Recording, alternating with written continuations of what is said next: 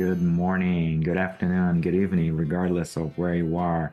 It's always a great time to study the gospel enlightened by Spiritism. Today, we're going to be discussing chapter 27 of the book Our Daily Bread, and it's titled Crushing Evil. Before we begin, I'd like to take this opportunity to thank Kardec Radio for offering programs just like this one. Kardec Radio is available in several social media platforms, including the X platform, formerly known as Twitter. On the X platform, you will be able to ask questions and provide any comments to Kardec Radio. So before we commence our discussion, let's close our eyes and connect ourselves to the spiritual world, to our spiritual friends, to so many great things that are offered to us. Let's thank God for all the great blessings that we receive. Our families, regardless of any kind of challenges we might have with them, our workplaces, regardless of our stresses, our habitation, our homes, regardless, again, of where we are, where they are located. So let's thank the Lord for all the great things that provide to us, both the pleasurable things and the challenges as well, because everything contributes for our betterment. So be it. Excellent. So this particular lesson here, again, chapter 27 of the book, Our Daily Bread. It's based on Romans chapter 16, verse 20. And it goes like this.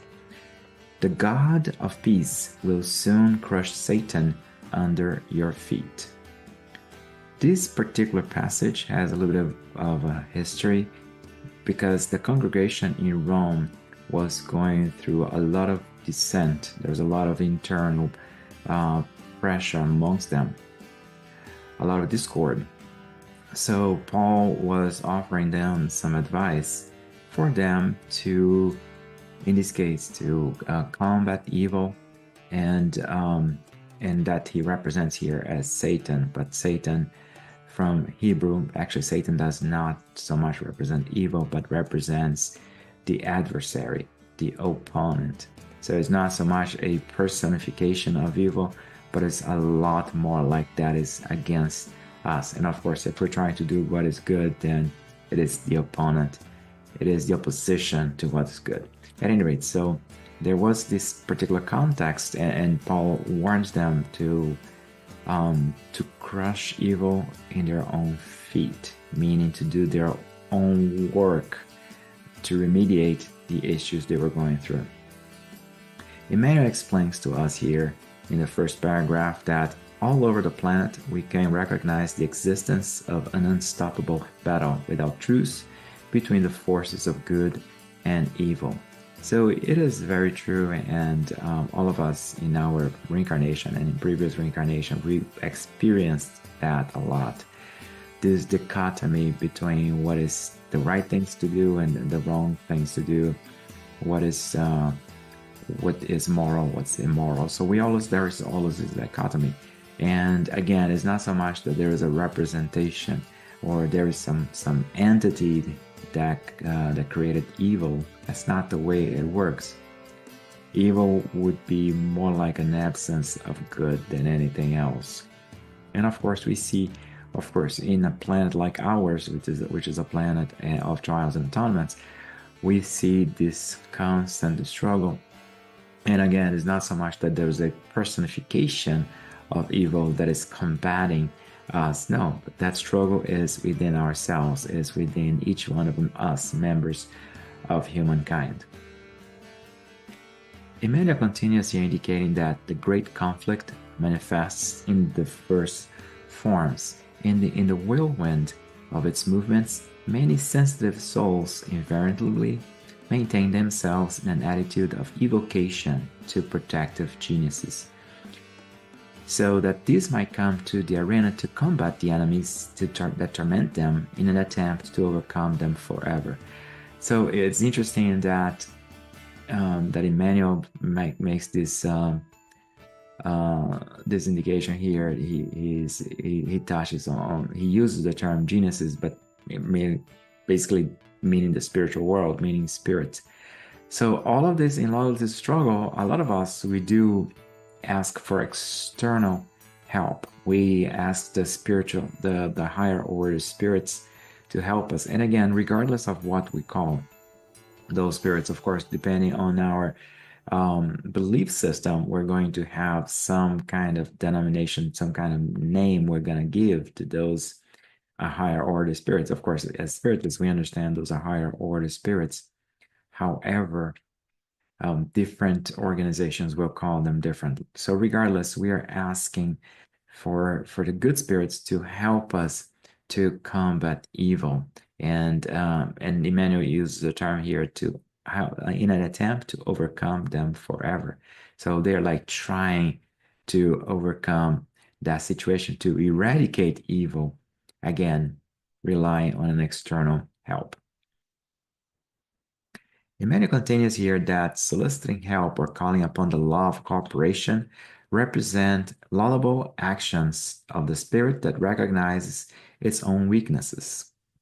However, insisting on the aid of others to substitute the efforts that correspond only to us to dispense displays a false position, susceptible of accentuating our necessities. So again, what we see here is even though we might ask for help, and it's okay to ask for help, in the end of the day, it is up to us to extirpate evil.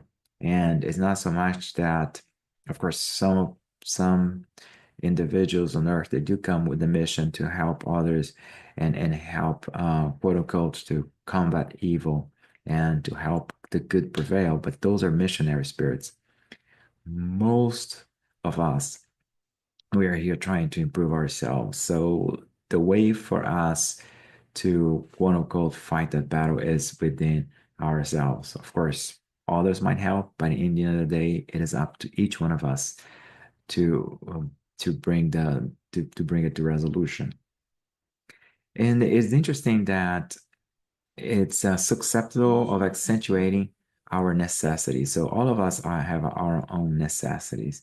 All of us, in this case here, necessities, it points into our shortcomings, into those moral defects that we have that need to be extirpated, that need to be corrected.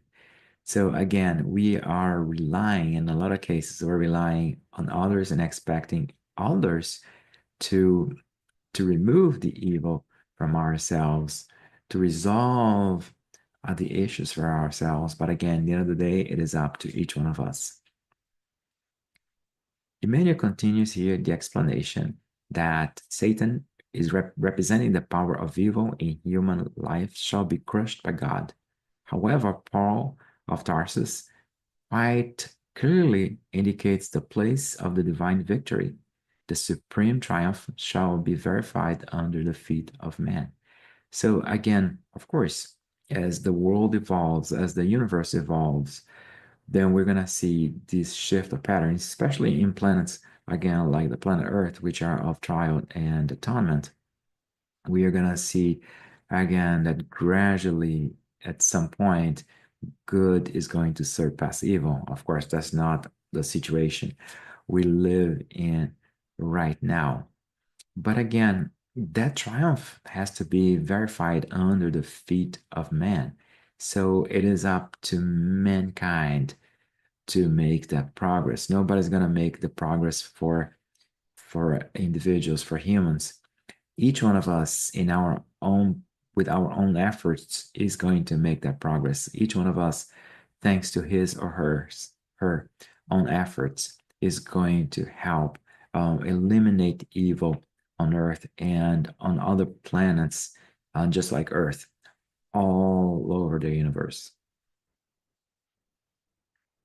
Emmanuel continues here, when a human being, through his own dedication and illuminative labor, dedicates himself to the Father without reserve, effecting his sacrosanct will, forgetting the old animalistic selfishness, and learning the great importance of eternal spirit, he shall then achieve a sublime victory. So again, Emmanuel is emphasizing here to us that it is individual because he's really referring here to a human being, and through his or her dedication and labor and dedication again to God without reserve. So again, you're really fighting a good battle. You're really trying to focusing your energies to good. So in that, as doing that, we are doing the will of God. And we're forgetting our old animalistic selfishness. So we're leaving behind all those tendencies that we've been carrying with us for so many years, for centuries or even millennia. And then, so as we're combating those, it becomes this individual struggle for the good. And that's how good will prevail. Again, thanks to the efforts of each one of us. Humankind is made of this conglomerate of souls. And so when you say that humankind, the humans, that us, we will overcome evil, we're not talking about, again, fighting a particular individual. Again, that's an allegory. And there's no personalization of evil because we have this lack of good in all of us that we classify as evil. But again, it is this lack of goodness. So this is what we're going to have that's going to be our victory, to eliminate these bad tendencies within ourselves. Emmanuel finalizes here indicating that our paternal father has already dedicated himself to his terrestrial sons and daughters, of course. But few are the sons that have dedicated themselves to him. It is indispensable, thus, not to forget that evil will not be eliminated superficially, but it will be so under the individual feet of each and every one of us. So again, God has dedicated itself to all of us, to his sons, to sons and his daughters. But it's not always a two-way street. We are always, again, expecting God to take care of our problems. We're expecting God to prevail over evil and to help good, um, good be the primordial force in the universe. We always expect that. But again, it is up to us. It is up to the individual effort of each one of us. So again, evil is not something that is superficial. It will not be eliminated just at face value, but it is under our feet, meaning it does require our own efforts.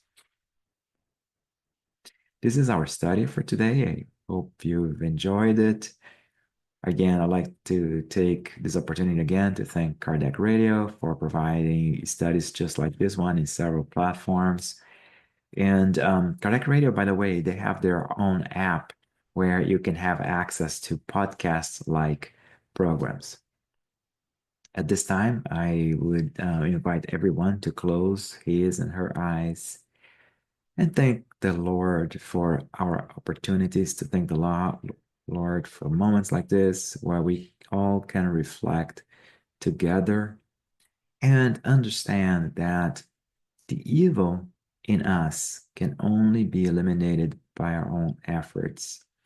It will be crushed under our feet, but only if we take the action, only if we recognize our own shortcomings and address them. Of course, it is not something that can be achieved overnight. It takes time, it takes effort, it takes patience, patience with others, and most importantly, patience with ourselves. May God's love be with us. So be it.